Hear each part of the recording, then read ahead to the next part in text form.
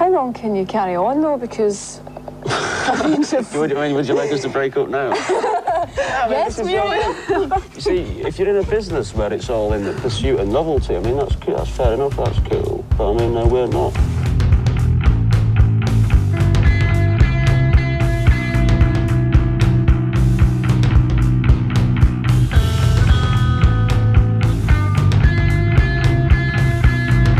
Yeah, we are the fall and we are the best.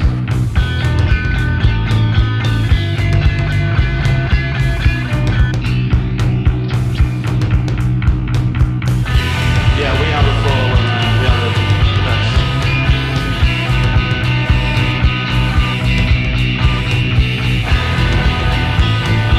Yeah, we are the fall and we are the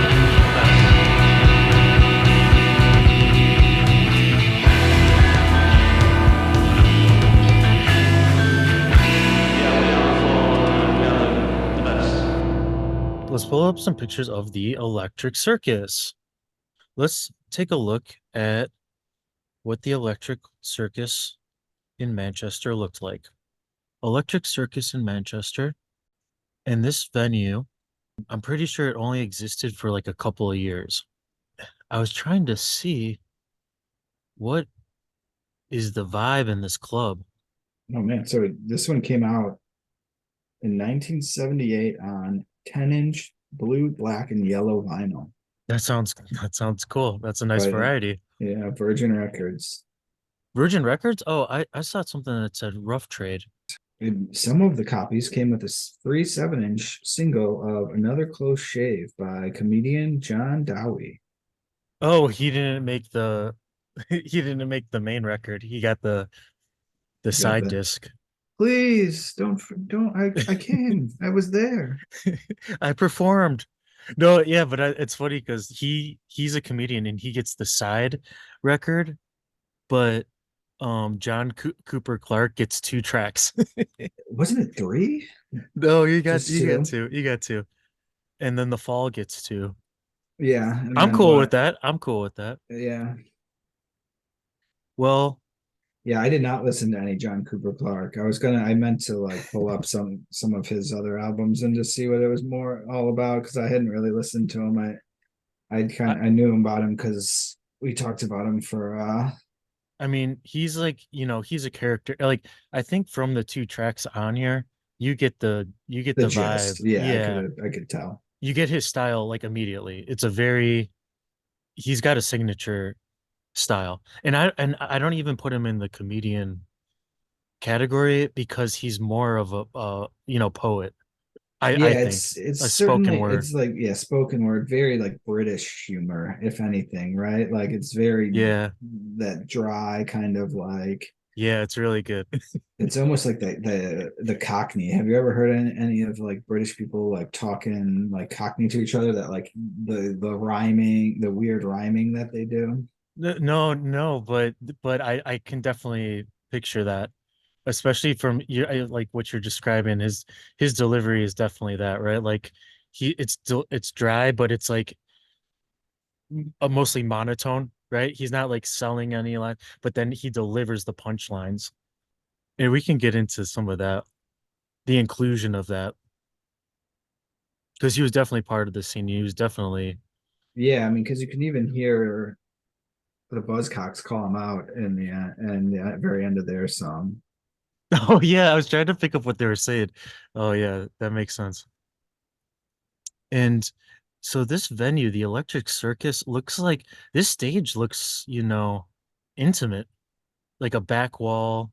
Yeah, I mean, it's just like a pub, right? Like not Yeah. much of a. Yeah. And then did you see the pictures of the outside? Yeah, that's what kind of came up first when I clicked that. Know what this outside of this Electric Circus reminds me of? It looks like almost a old hotel that's boarded up. And maybe some of the photos I'm looking at, no, it looks like it was an old building of some sort that they boarded up the windows so that the sound is contained. But it looks just really bizarre because it's got like cool detail architecture. points and circular windows that are boarded up and arches, but then it's all sealed, so then it looks kind of shitty. It's really interesting. And then even the stage looks, in some of these pictures, it doesn't look fancy at all.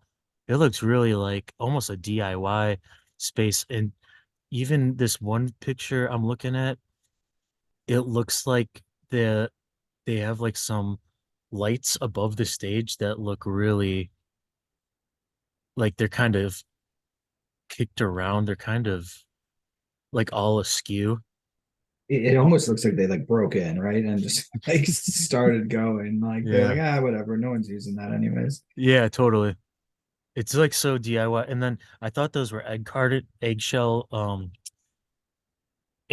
on the back wall, for sound, but it does look like it's some sort of tiled, cheap tile or like some pattern design that an artist made, painted the wall.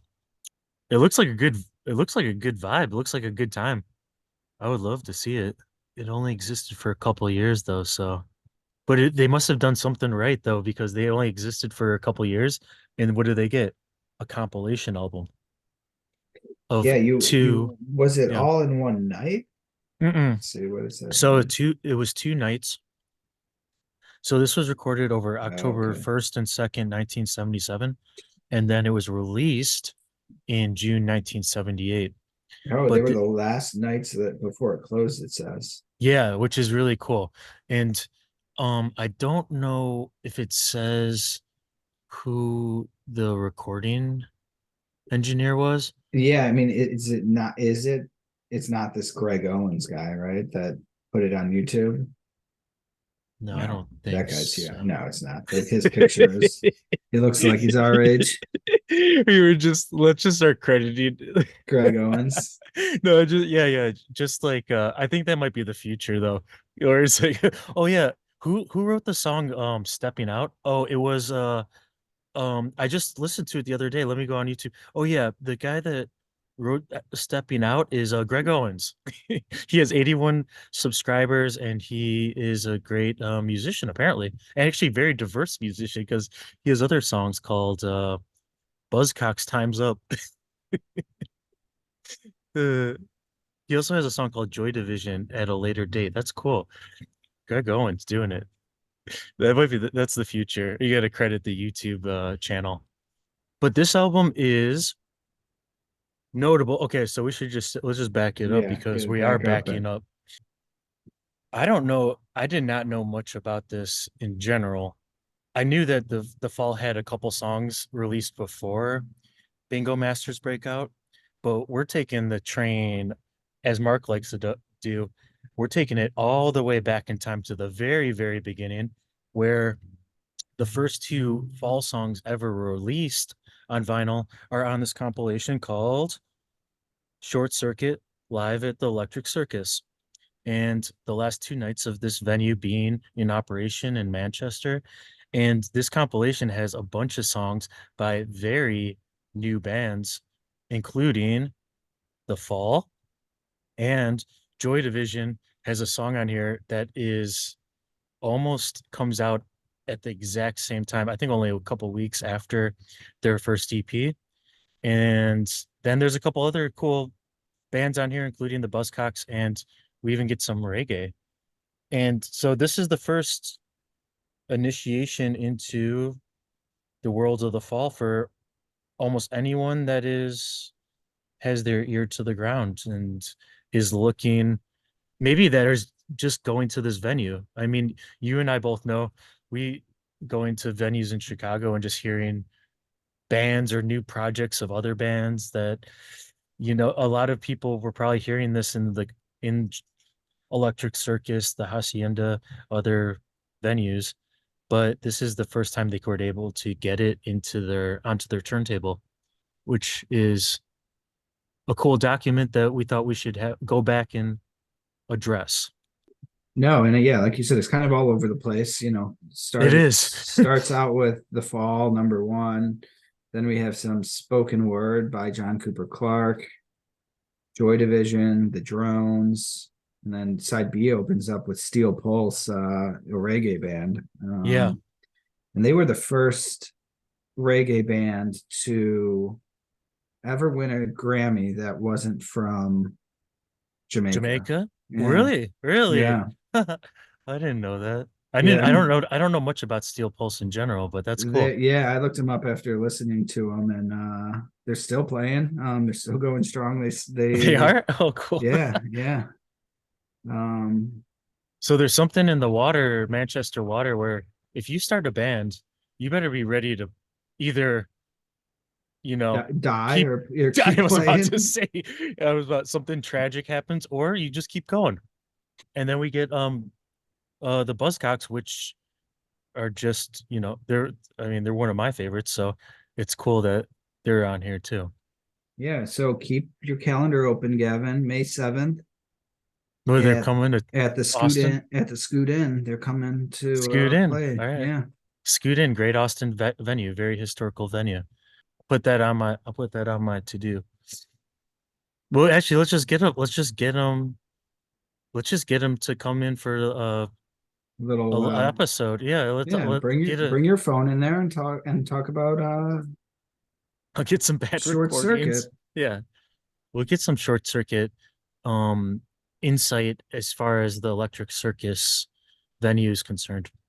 I think that's enough background. We just think that, we might as well just go back to the very, very start and see what the fall we're doing at this point. And should we just start off this exploration by checking in with our favorite band on the first track with Stepping Out.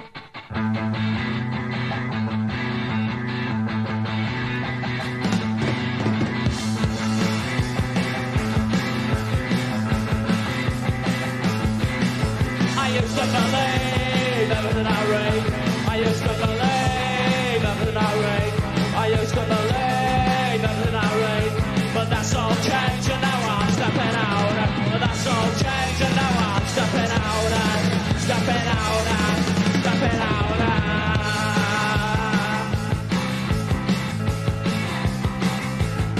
I used to stay in the house and never go out. But now I'm stepping out. Stepping out. I used to stay in the house and never go out. But now I'm stepping. why do you think they chose to put this I'm not going to say unknown. I was just looking at some bills from Electric Circus. They had like they were happening, man. They had like so many good bands come through. Like so this was and there's cool pictures of like people lined up around the block to get in. This was like a venue, so they wanted to send it off in its right way. I would love if one of our fall heads could tell us like some background into why they had to close. I'm guessing it just was like the story of every other venue that has to close, which is, you know, it's just time. So, Yeah, you almost wonder, was it like shut down? Was this like a spur of the moment, like yeah, get whoever we can get out here? We're gonna throw one last shindig. They're locking the doors on Monday. Like, yeah. I could totally see that, especially the way this place looks like they took over a space and then made it into a venue. And then, someone bought the building and we're like, we're going to make it into we're just going to demolish it. I could easily see that too. I wonder if the building exists, but why do you think that why do you think they put this fall stepping out song track one? exactly. That's what yeah, I mean, because the other, you know what I mean? Obviously, the Buzzcocks were Yeah, Buzzcocks were rolling at this point. rolling, right? Like, And the Joy Division's just starting, but they got Joy Division. It's post their name change. yeah. But So they have enough content. I mean, their EP is in the works, if not being recorded. And so this is a Saturday, Sunday. October 1st is Saturday, October 2nd is a Sunday. the final weekend. This recording though sounds so good. And I don't know if they remastered this when I know it's been reissued a couple times, like CD versions and stuff. I kind of assume that this is off of one of those, but that we're listening to. But it's so well recorded and so well mixed. You hear Mark, and even they have a little slapback on Mark's voice, which is really fitting, as we know, as we've discussed before, for his voice, where I mean, the band is sounding tight. We got Una playing the keys. It's nice to go back and hear after we've kind of gone, 4 years in, 5 years in, to go back and hear the original, some of the early original keys and instrumentation of the band.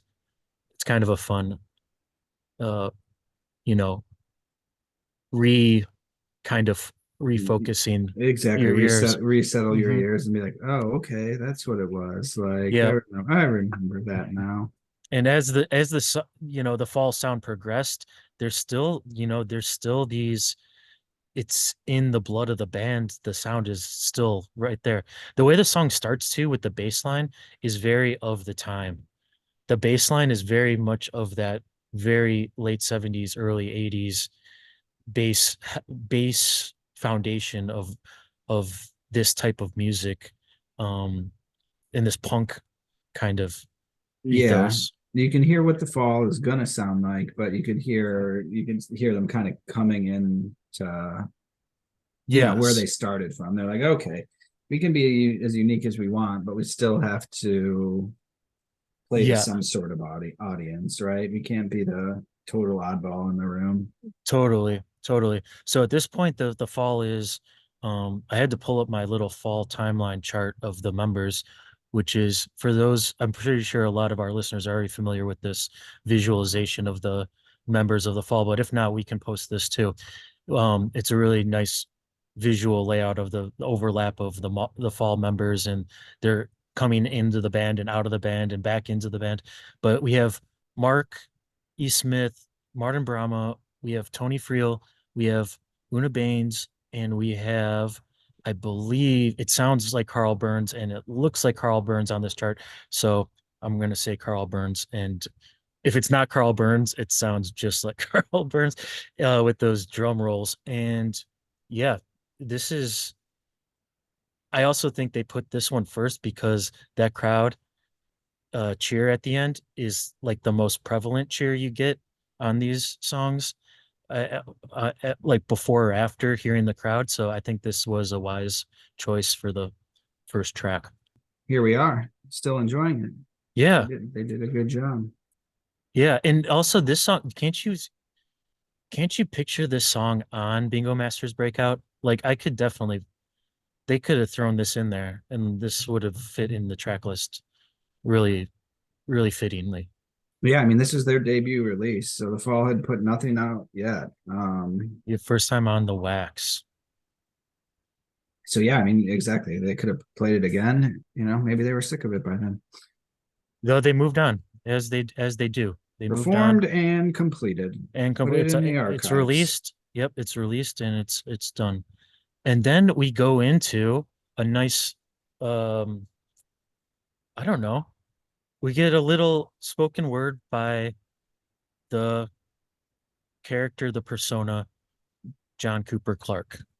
And this is called "You Never See a Nipple," in parentheses, All in the right, Daily Daily Express it is. Express. All right, that's a Carl Denver tune. Express. I seen letters that lust after immigrants' blood from people in Surrey meaning nothing but good. I seen fairy tales disguised as facts concerning Lewis Scanlon and his treacherous acts. I've seen how democracy is under duress, but I never get a nipple in the Daily Express. I seen a suede jackboot, the cultural cosh, White House, Whitehall, whitewash, blood uptown where the vandals rule, classroom clapping, scandal school. They accuse, I confess, I've never seen a nipple in the Daily Express. I've seen the red disease that eats away all our fortunes day by day. The Duke of Edinburgh's threadbare jacket, can't afford polo, what, not a packet. Margaret Thatcher looks stunning, yes, but why no nipples in the Daily Express? I mean, the crowd is digging it. They like what they're hearing here. Yeah, they are. You can really, you can really see how Mark might get along with a John Cooper Clarke as far as the content and the delivery of, humor mixed with working class observations. Because he's not, he's not writing about some sort of like upper class observations of like a private golf club or, No, he's not. It's not beautiful, flowery poetry, right? Mm-mm, It's no. nitty gritty. It's humorous. It's got a point to it.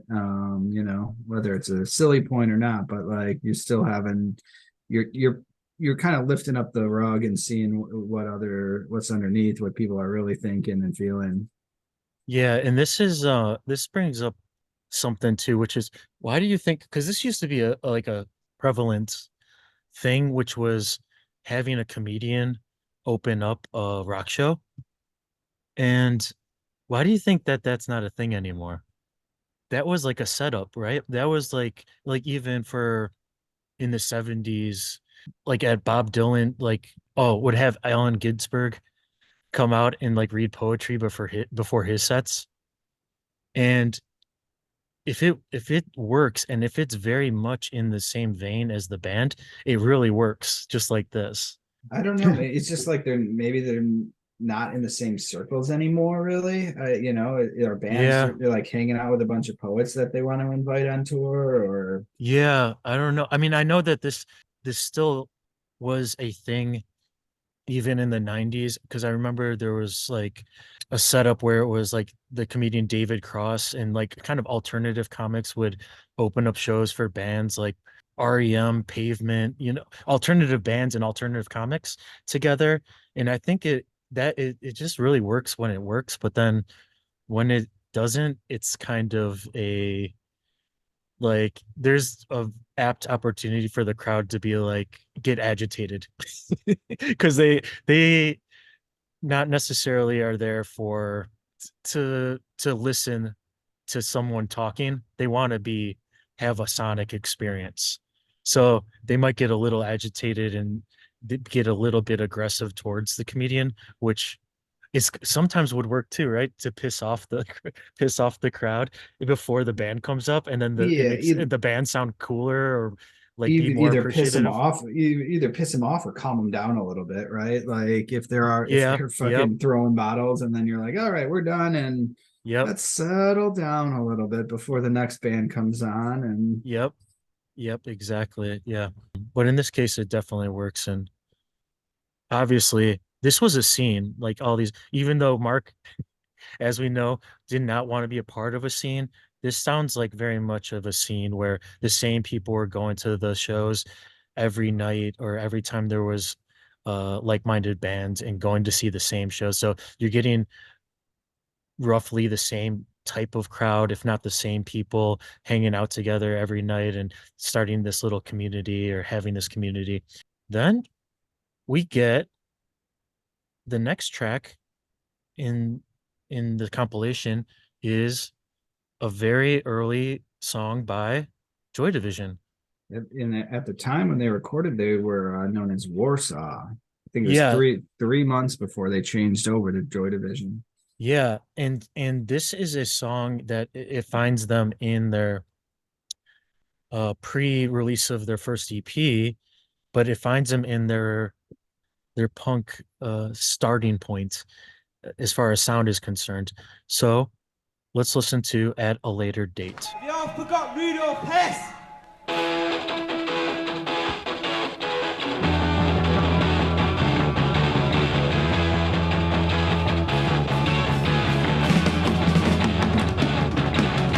Why must we be put down when you try to get away? Why must we all grow up when we think it's play? Cause these in love for free, cover everything that's true. Only one thing wrong with that one, it's over. I love you.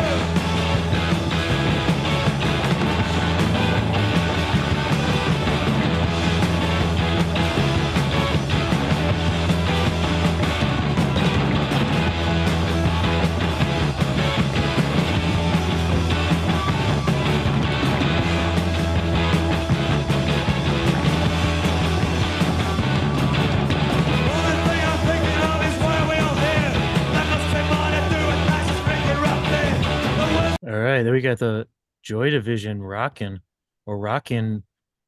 where you would not even assume that's Joy Division No, if you're only familiar with the LPs. But sure. they're You'd be like, rocking. is that a cover? What are they doing there? Yeah. Like, Yeah, yeah, they have a totally in your face punk sound. And this is and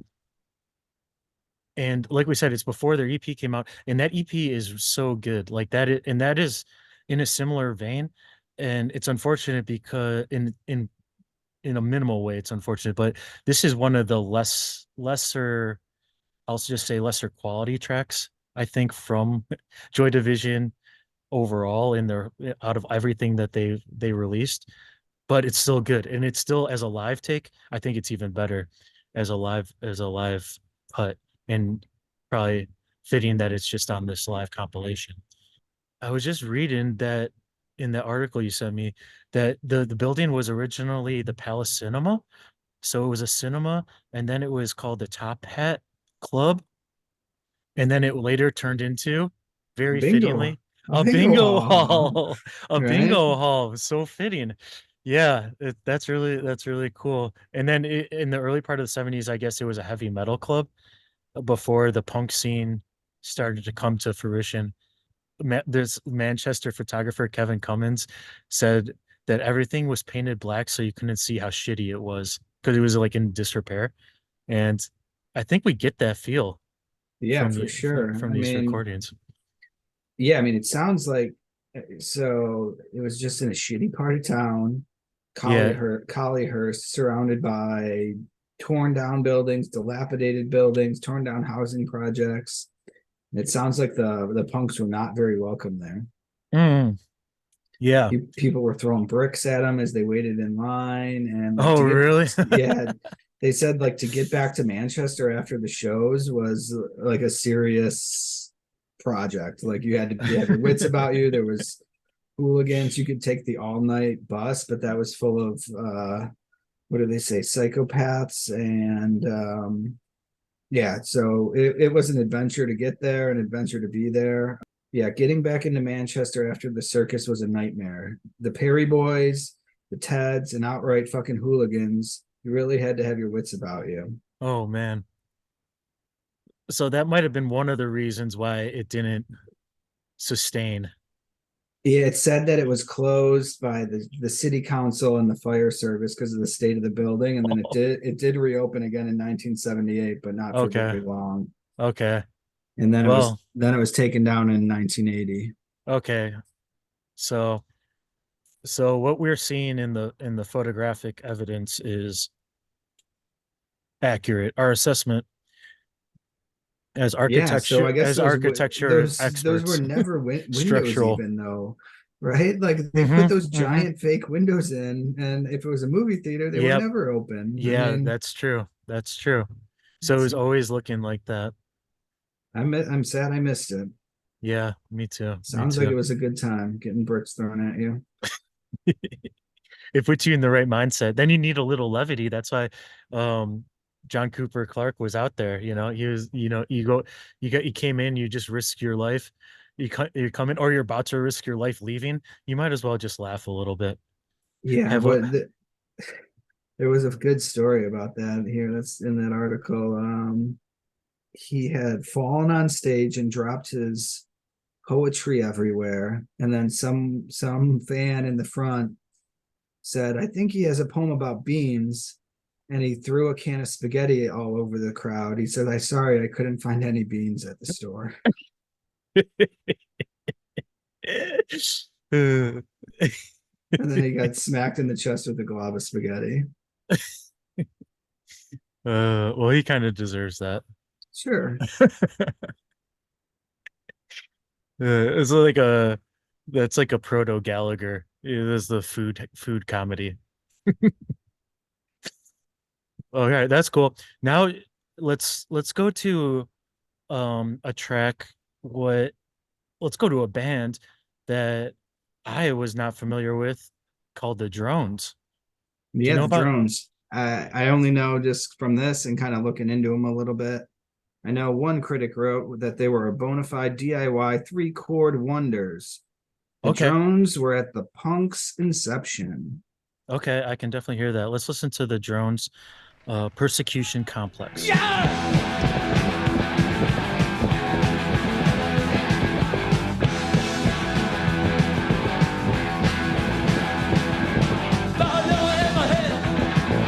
I just wanna stay good. Cause I'm fighting for the right. I wanna show our sight. Then they're gonna lose my night. There's so much I hide behind. Little silence on the side. I know it's all inside. Oh shit! The Drones. Drones. That Faster. Faster rocks. than what you're used to with the That bass is so flubby. Like that's the most flubby bass I've maybe heard. Yeah. And not in a bad way. It's just really just a floop, floop, floop, floop. And maybe it's just the recording, but everything else is recorded so well. I think that's just the sound they're going for. And they looked, they looked cool.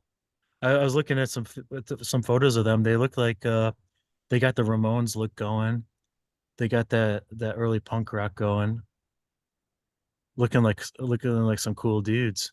Apparently, there's multiple drones bands in existence. So Yeah, you could imagine that. Sounds like a yeah, popular name. it does, it does. And but that this was, well, one of the originals, and a great song to close the first side of Yeah. Short Circuit. Now let's take a look at, as we're flipping the record, let's take a look at this album art we got for Short Circuit live at the Electric Circus. What are you taking away from this? It looks, beautiful. I like the colors, especially the blue with the red font and the white circuits going through. Yeah, yeah, the transistor, the circuitry diagram. It's cool that they put the band names on some of the circuitry labels, Yeah, right? exactly. Yeah, like small, kind of like it would say resistor or something, but Hmm. it's the band Hmm. name instead. Yeah, really cool. Now the most exciting part when you either flip it over or not, maybe not knowing what you got, because this came in blue, which was electric blue, Ooh, black, or yellow vinyl. So I mean, I'd be ooh, opening it up and seeing it. Maybe you didn't get to choose. You just luck of the draw here. ooh. Which one would which color would you like to have spinning on your turntable? I mean, electric blue sounds pretty cool. It does. Um, but The yellow, yellow is kind of rare. I wonder if it's the translucent yellow or the real yellow, but in that, I wonder when the colored vinyl actually yeah, started. that Huh. seems super super interesting. That's what I mean. I have no idea. Yeah, I mean, it's put out by Virgin Records, so I mean, it's a big label. The first 5,000 color copies are pressed on fashionable blue vinyl, and this is also in. Let me see what this says here because it has a little note at the bottom. It's in handy shoplifting size, 10 inches. Ah,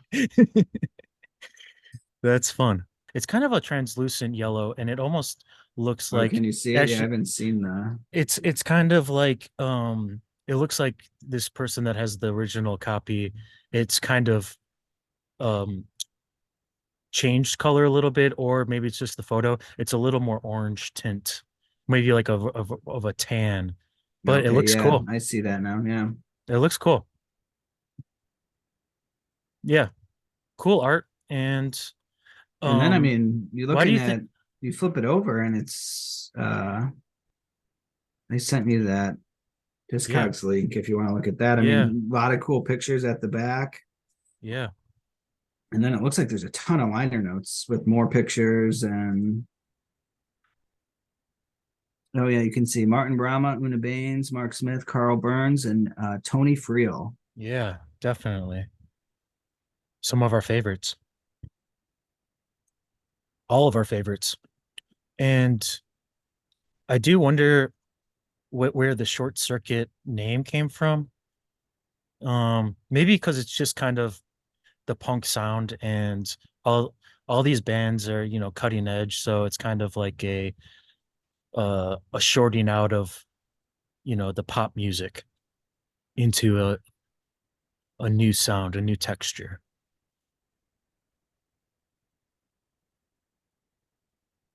Yeah, yeah. It says it's produced by Mike Hewitt. Oh, Howlett, Mike Howlett. And then it looks like everybody's band kind of had their own producer on it. Cool. Well, the Falls producer did a good job. So They're not listed. Sorry, they had no label.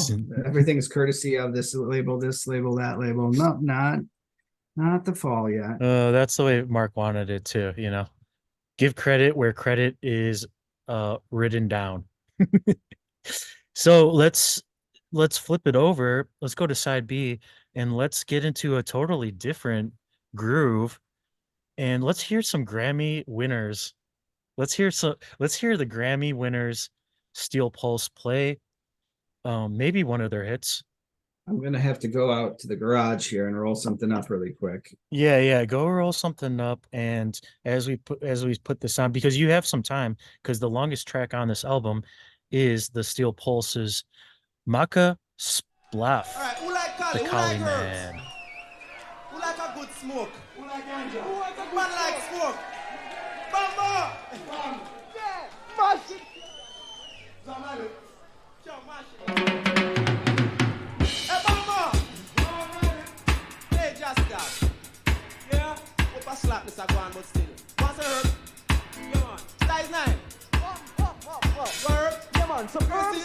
Yeah, Joe. So, yeah? Yeah, man. Well, too bad because Grizzly smoke out though, like. Mash it, Grizzly!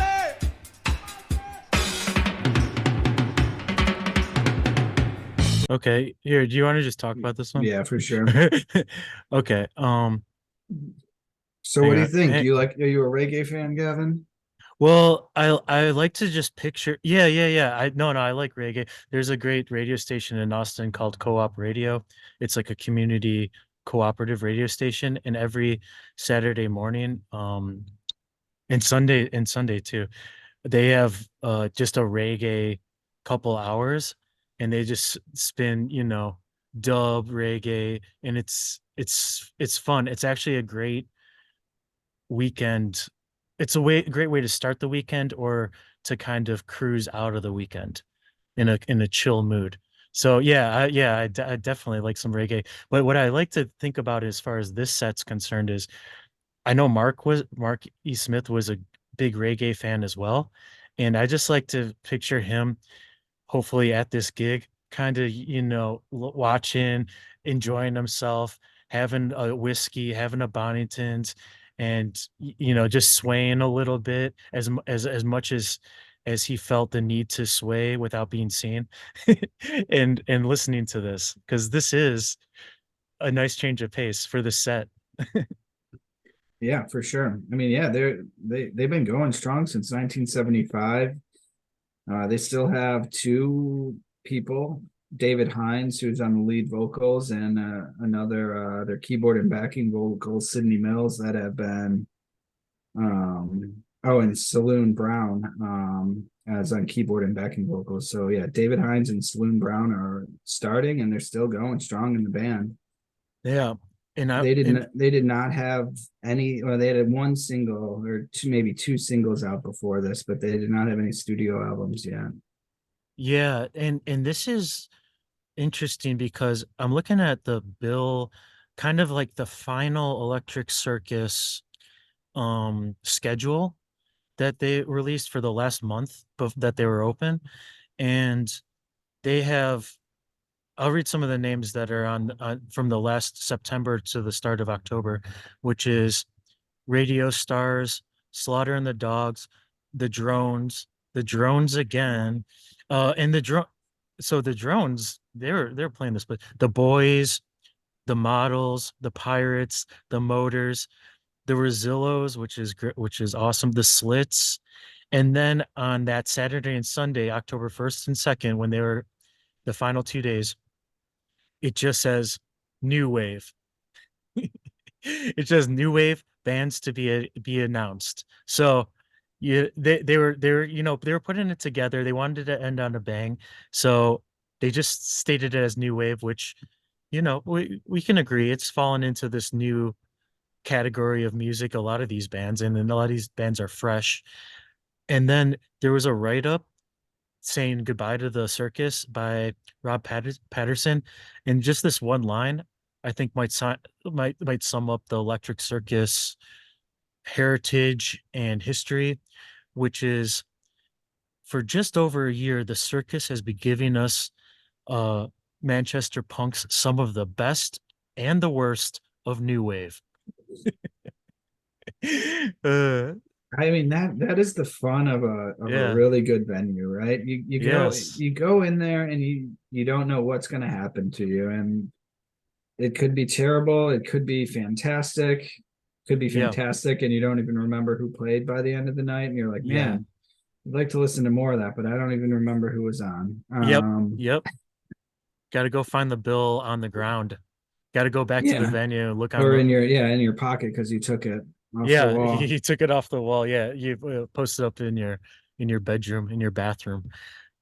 Yeah, it's great. It's great. So let's get some levity, and let's hear another little ditty from John Cooper Clarke called "I Married a Monster from Outer Space." This is the sad tale about the dissolution of my previous marriage to a creature from another planet.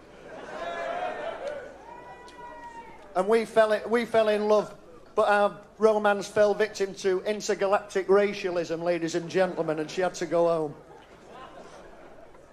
She had a head as big as a TV screen, a glutinous complexion with a day-glow sheen, big bug eyes and a death ray glare, feet like water wings, purple hair. I was over the moon. I asked her back to my place, and then I married a monster from outer space. I like that at one point he tells the crowd to shut up, but he does it in that's the kind of skill you need to disarm the crowd back into the palm of your hand, right? To tell them to Yeah. shut up, but tell them to shut up and then like kind of laugh it off so that it's not Well, yeah, abrasive. mostly because Yeah, they're making him laugh, right? Like yeah, he's yeah, like, yeah. I gotta get through this. Don't Mhm. interrupt me here. I'm Yeah, trying not to. yeah. Yeah, I mean It's so fun. it's yeah. I'd like to. I don't know that much about him. I'm excited to look a little more, but like you're just like, oh yeah, hey, venue guy, can I read some poetry tonight? And they're just like, yeah, go ahead. Sounds good, Yeah. man. Yeah, and he definitely had the look of the rock and roll, he has a rock and roll look. He looks like, and you know how they always say it, like comedians want to be rock and roll, like want to be musicians and musicians want to be comedians. And I think that's super true. And then, but rarely do you get the overlap where the comedian has some sort of rock and roll credibility persona to pull off, um, playing to not a stand-up comedy crowd where they can be in different environments and really still pull off the same thing and get a crowd that's more you're not sitting at tables and smoking cigarettes and getting their 2 drink minimum, but to get like the crowd engaged is really what the bands want, because then the bands have to do less work and it's almost like the crowd is lathered up because they're already interacting with the person on stage. So by the time the band gets out there, the band has the ability to, like Mark, he would like that. He would probably love that atmosphere of the crowd is already kind of combative or interacting with the person on stage and they feel like the wall has been broken down. And then Mark can do whatever he wants. He can Yeah, and egg you them may on or yeah, yeah. exactly, or you can just play, right? Yes, You yes, don't have to do the banter. You have a separate yes, person, a separate banter person, so they're not yes. expecting much out of you. Yeah, exactly. Um, Exactly. And it reminds me too of like that we played a show in Chicago, one of my former bands, but well, actually, Steve, I don't know, I don't remember. You were probably there. This was when we were still a two-piece, and we played the Cubby Bear, which is like a Chicago. It used to be like a Chicago mainstay historical rock and roll venue, and so many good bands went through there. And at the time it was still rock and roll venue, but nowadays like kind of a lot of the coolness factor has Yeah, I mean been it's across the street from Wrigleyville, so it was always shocking Wrigley that they Field. were, Yeah, yeah, from Wrigley Field, and they've really just expanded that, so it just kind of got yeah, it sucked lost. into that Yeah, ethos. But yeah, but so we had a show, we got asked to play a show there, and we are like, yeah, cool, like that's a cool old school venue, and it's a big venue, and we're like, well, yeah, well, of course we want to play there. And so this guy asked us, and we had no kind of relationship with that venue at all, so we're like, yeah, well, let's just do it. And we went over there, or before we even went over there for the show, the guy was like, oh, I'm gonna drop off the tickets for you to sell. I'm gonna drop off 50 tickets for you to sell to your fans that want to come to this. And we're like, what is this about? We what is this selling of tickets like pre-show? And we had no experience with that. And actually, after that, that's not really how it works in Chicago, for like legitimate venues. And we found out it was this guy that set up the show was a comedian, and he got this like a good like Saturday Friday night at Cubby Bear, and he had it set up so he wanted to do a comedy act with him and a bunch of comedians from Chicago, that they just want to have a comedy showcase, and then a bunch, and then two bands. It was just us and another band play afterwards. And so he brought it up for these, and we're like, oh, okay. He's like, oh yeah, just sell. He's like, and then bring over the leftover tickets and we'll pay you for what you sold. And that, and so we're like, oh, we're definitely not doing that. We're definitely playing this show. So we go there, and then we figure out that the setup is that. And so it was so bizarre, because, and this is how the comedy plus rock and roll doesn't work, is if the comedy is bad, if the yeah, comedy is bad, or totally separate from the music, like it's its own entity, and then there's a music entity. Like yeah, if they're not like yeah, intermeshed in a competent way, it's not no, it wasn't. And it was a totally, it was a totally amateur dynamic. The show went fine as far as the music was concerned, until at the end, because the comedians went so long and they were so amateur. I hate to say it, but they were so amateur. They were just like rambling and reading off of their notes. It was so cringe worthy that they went so long that the band that played after us, which was our buddies, they played, but they had to shut off the sound and before, like halfway through their set, because the noise ordinance, because the Cubby Bear is right, like you were saying, it's kitty corner from the main entrance of Wrigley Field, but above the Cubby Bear is all apartments. So they have a noise ordinance where they have to cut off at a certain time, midnight or whatever it was. And so the sound guy just, like, he probably gave them a warning or whatever, but he just cut their sound. And as good rock and rollers as they are, um, they just kept playing, without the microphones, and just played louder, and the amps were still blaring. But that's, sometimes that crossover, the comedians want to be the musicians, but then they don't really have a good feel of rock and roll etiquette.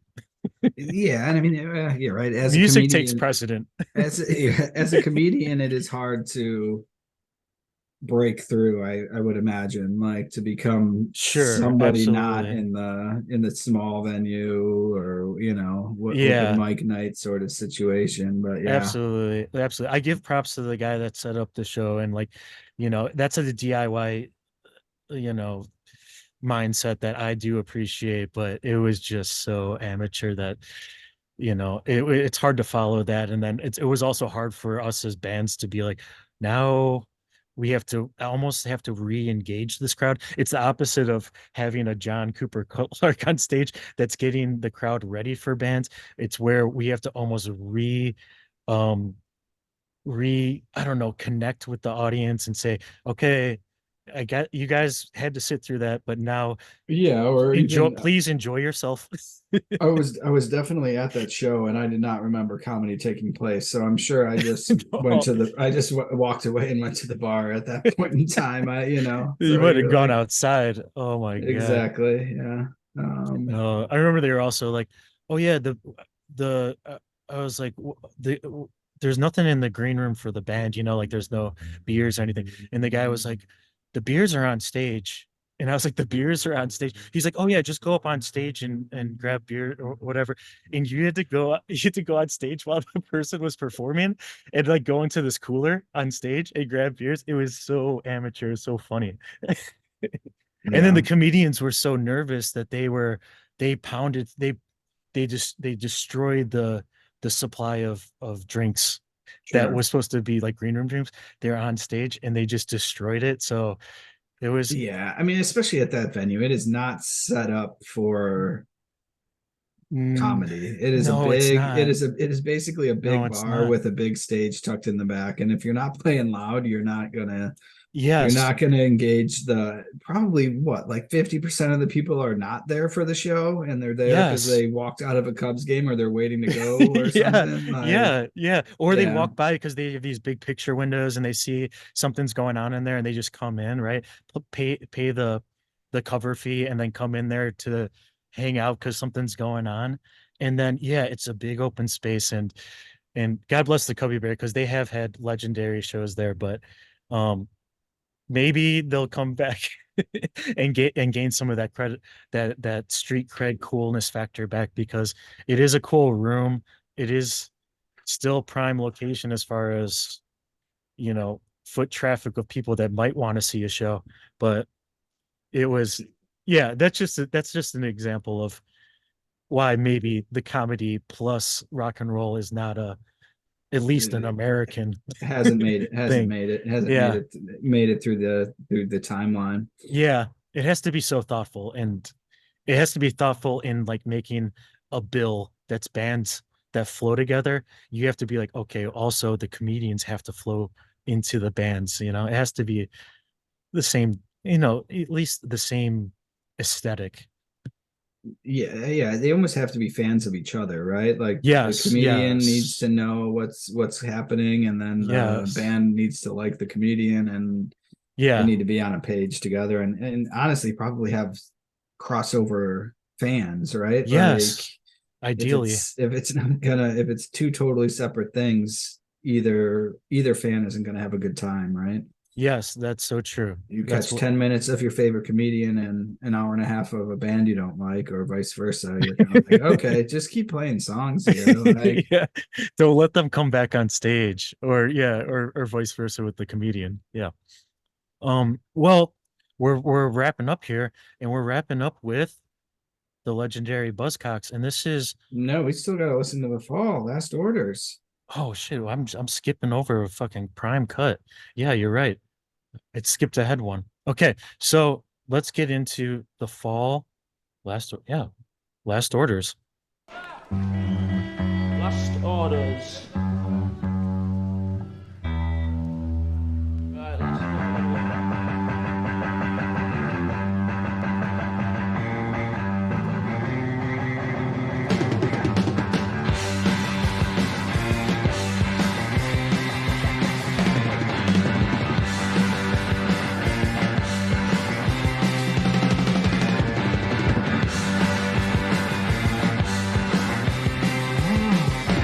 Everybody tell me if they laugh.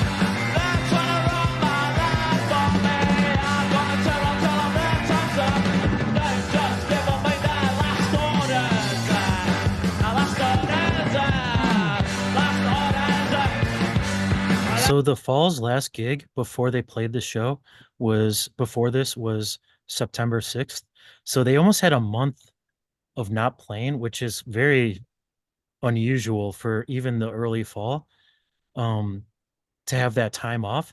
And I feel like you can hear the energy, the extra energy in in these performances of these songs. Yeah, had some fuel to burn off. Yes. And they're so tight as usual. I'm really surprised though that no one has released the two songs on here. Maybe because it's owned by Virgin Records, I don't know. But uh or Rough Trade if it changed over, I'm not sure. But I'm really surprised that no one has released a single of just these two fall songs because come on, like what are you doing? Like this, why not? Sure. I mean, it's surprising, right? Like this isn't even on the fall.org, which pretty much is all encompassing. Like this album is nowhere to be found anywhere on that website, Yeah, at least in yeah, my research. But yeah. It's not addressed there, and it's not. Maybe it's just overlooked because it's not a proper, quote unquote, proper release. But both of these songs stand alone by themselves, right? And in Last Orders, this one is really giving us a look ahead into Mark's lyric writing uh context of what he finds interesting. Um, talking not down to to the listener or the audience or the person the song is going about, but it's the last orders in phrasing it brings to mind militaristic, right? Like a militaristic, you get your last orders to march or to do this operative. And in this situation, he's talking about last orders, not being sincere, being phony. And I like the line in this one that says, last orders, everyone's in prison or in the army, all sincere, all phony, reading all the books, taking in the news. That, you know, acting like you're pseudo intellectual, but really it's just for show. It's just for show. You're within the structure of thought that is mandated to you, and you're just going to stay within those lines. And then he wraps it up really nicely too. Jokes on them. It's the end of the rap, which is a good way to sum up the fall as far as if you want to get in here, get in here. If not, you're missing out. yeah, exactly. I like you said, it's surprising this isn't the fall fan base or record labels or anybody hasn't taken this and done something with it, It's so because well. it's not, Yeah. yeah, it's super well recorded. It sounds Yeah. fantastic. It's super early, well recorded fall. Like, why, how is it a secret somewhat, right? Like, Yeah. I don't get it either, but I'm glad that we've addressed it here. Let's get into the ultimate track here, the Buzzcocks, and very fittingly titled for this situation, the closing of the Electric Circus. This time's up. Because this is it now. Time is up. 1, 2, 3, 4.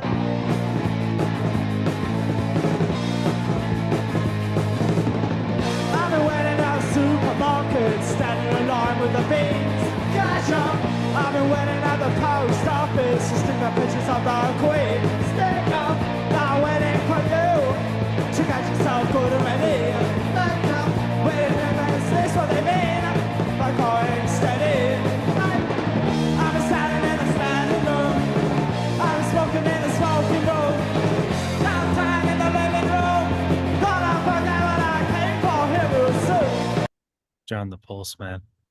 John the Postman. Yeah, I could only imagine the, I mean, I don't know if I at this iconic venue, punk crazy ass venue, like could you just imagine the medlem and chaos that was going down in the last song? Like, I'm surprised the building was standing after that, right? Like I just started just people just ripping shit off the walls. Like who knows what was going on?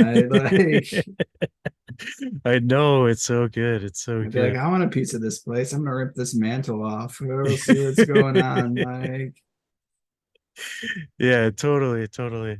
And this is the Buzzcocks just recently, um, relatively post their frontman Howard Devoto leaving the band. And I love Howard Devoto. I love Magazine. I love, you know, uh, great performer, great songwriter. But on this song, it's Pete Shelley singing, and I'm a Pete Shelley head. Like this is my dude. Like that's my flavor of sugary sweetness is Pete Shelley. Anything Pete Shelley, I love it. I was just recently watching old Grey Whistle Test performances, and I watched this one Buzzcocks performance where they're performing, and sometimes on the old gray whistle test, and for our British fall heads and fans, who I have to say, thank you for all of our British fall heads for listening along with us and indulging us. And we also release our episodes at 12:01 a.m. American time for our UK we are the fall heads, so we do appreciate you, and we do that for you. But we in the old gray whistle test, sometimes the band will perform in front of an audience, and sometimes there'll be no audience and it'll just be pure performance videotaped. And this Buzzcocks performance is not in front of an audience as far as I could see in any of the angles. And Pete Shelley is just still delivering it like a true consummate professional, and making eyes at the camera, and it's such a good performance. And you just see like the man was just built to be a front man and to just deliver songs like that. Any Pete Shelley, any Buzzcocks, you don't have to twist my arm to listen to it. And this is a great way to wrap up a live album with a great live band. Absolutely. I love his shout out to John at the end. I was just looking a little bit more into him. I guess the Arctic Monkeys in March of this year took his poem "I Want to Be Yours" and made a song about it. And I guess it was like top 50 songs on Spotify for months worldwide. It has over 1 billion streams, and like this guy's asking him about it, and he's like, I don't know, is that a lot of listens? That sounds right. He's like, is that a lot? Is that a big deal? It sounds like he's not getting the royalty checks he deserves. No, he's not paying. Well, I was gonna say, I also saw a video with Snoop Dogg, and he said that he had 1 billion listens on Spotify, and he asked his agent what he got from them, and I think it was like $47,000 for 1 billion streams. Which you're like, fuck, that's not very much. I mean, it's still a lot of money, but not really for playing 1 billion songs. No, if you think about just like a single on an album, if you sold one album, and it was like one out of those 10 songs, it would be a lot more than that. Yeah. So yeah, I mean, he does his comedy, his writing is very it lends itself well to being put on music, right? It's storytelling, it's repetitive in an interesting way, it's slightly changing, and he's got some very signature little pieces that he has too. But yeah, that's interesting. I didn't know that. Yeah, this one is it was a very famous wedding poem for the British folks out there, I guess. Okay. In the 80s when it came out. It's not at all punk rock. But as you can tell when the Arctic Monkeys cover it. With that, let's give this one a rating. Yeah. I mean, this is going to be, last night at the Electric Circus, I'm probably not going to remember how many I had at the end of the night. So I'll just give it infinity. The old infinity. It could have been 5. It could have been 15. Okay.